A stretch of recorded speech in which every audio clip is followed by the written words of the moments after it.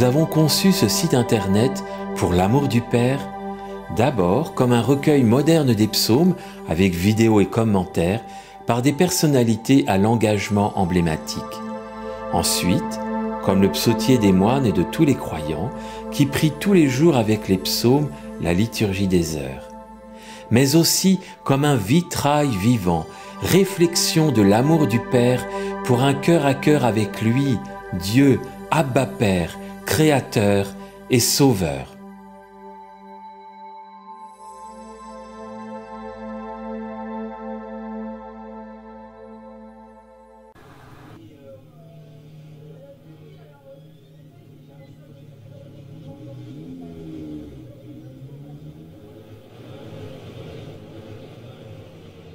Pour l'amour du Père. J'ai couru sur la voie de tes commandements, dès lors que tu as dilaté mon cœur. Enseigne-moi, Seigneur, la voie de tes préceptes, et moi je la rechercherai toujours. Ouvre mon esprit, que je contemple ta loi et la respecte du fond de mon cœur.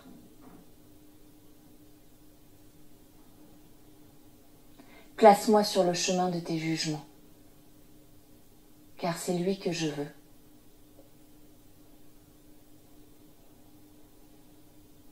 Incline mon cœur vers tes témoignages et non vers le profit.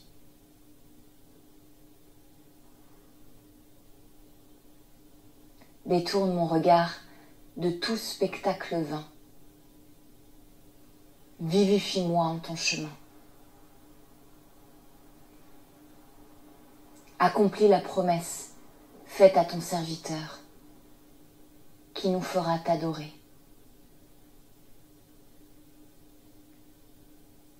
Ôte-moi le déshonneur que je redoute, que tes décrets sont bons. Tu vois, j'ai le désir de tes commandements. En ta justice, fais-moi vivre.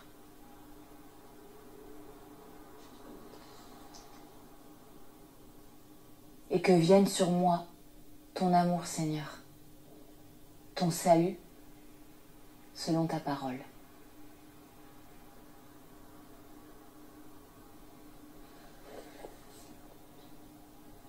Voilà. C'est la traduction du psautier liturgique orthodoxe, version de la Septante, traduit par la moniale Anastasia,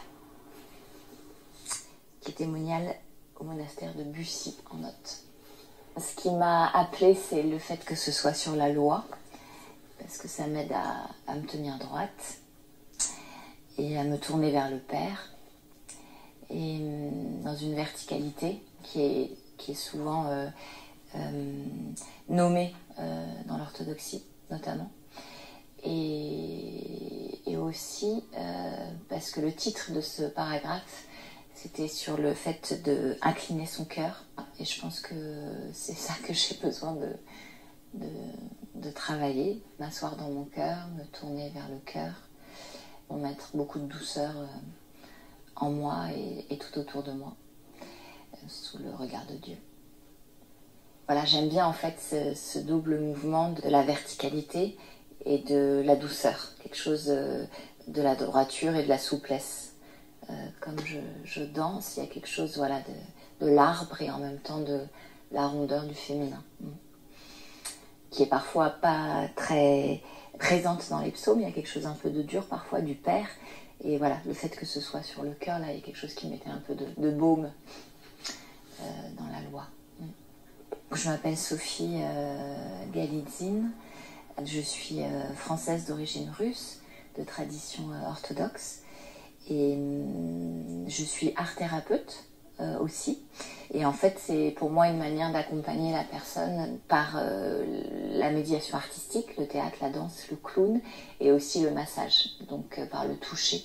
Voilà, comment je peux accompagner la personne pour qu'elle retrouve la joie d'un corps vivant et créatif et authentique dans l'instant, comme un enfant en fait. C'est un chemin que j'ai fait pour moi déjà, pour ressusciter, on va dire, après une adolescence un peu chaotique.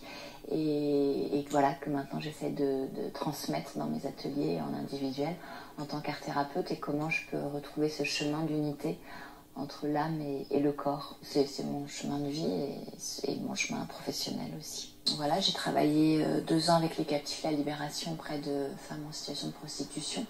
Et puis j'accueille aussi aujourd'hui, là cette année, j'anime des groupes pour des gens comme vous et moi, qui sont normalement névrosés, on va dire, voilà, juste des gens en chemin qui ont envie de danser, de jouer et de faire un pont entre leur corps et leur créativité et leur âme. Voilà, donc des gens comme, entre guillemets, normaux. Mais je reçois enfants, adolescents, adultes. Je ne suis pas en psychiatrie, en tout cas, mon domaine est plus en milieu éducatif et social qu'en clinique. Parce que l'art-thérapie, on peut aussi le trouver auprès de personnes en grande fragilité psychique. Et ce n'est pas mon charisme aujourd'hui. Et puis j'anime aussi des groupes avec l'OCH, l'Association chrétienne. C'est l'Office chrétien handicapé. C'est une fondation qui vient en aide aux personnes qui ont des personnes en situation de handicap dans leur famille, psychique ou moteur. Donc qui accueille des familles qui ont soit un frère ou une sœur, soit un parent, soit un mari, une femme en situation de handicap, pour les soutenir à plein de niveaux. Donc la pièce, elle s'appelle « Je danserai pour toi ». C'est une histoire autobiographique que j'ai écrite en plusieurs étapes, mais voilà, en quelques mois en tout, quoi. C'est un peu un processus d'art-thérapie, parce que c'est une histoire dont j'ai accouché en fait au fur et à mesure de mon travail personnel sur mon histoire de vie et avec le théâtre et la danse, comment j'ai pu transformer cette histoire en création. Elle est née, cette histoire, parce qu'il y a eu un avant et un après avec ma rencontre avec le Christ qui est arrivé à l'âge adulte. Et du coup, je me suis dit que si j'écrivais pas, si je créais pas autour de cette conversion, j'allais mourir de frustration et que je pouvais pas faire comme si c'était rien passé et que ça me débordait de tous les pores de ma peau, que j'avais besoin de créer avec cette rencontre avec le Christ et en utilisant mes outils qui sont le théâtre et la danse. Là, le spectacle, c'est une étape de travail. J'ai envie de le faire évoluer encore en mettant beaucoup plus de danse et de clown aussi. Voilà, vraiment que le corps soit de la matière vivante et de la pâte à modeler pour que je puisse raconter cette histoire encore plus avec le corps. Mais bon, c'est une étape. Le spectacle, aujourd'hui, est mis en scène par une femme qui s'appelle Violaine Arsac et Stéphane Vernier, qui est son assistant chorégraphe. Cette histoire aussi, elle est née parce que j'ai un ami qui est rentré au Carmel et ça m'a complètement fascinée. En fait, c'est ce saut dans le silence et ce choix radical qui me fascine, toujours d'ailleurs, même si moi j'ai fait le choix de la vie d'épouse, voilà, je suis mariée avec un enfant, mais il y a quelque chose qui me fascine dans ce choix de silence dans le monde d'aujourd'hui. Et du coup, j'avais envie d'écrire aussi à partir de ça.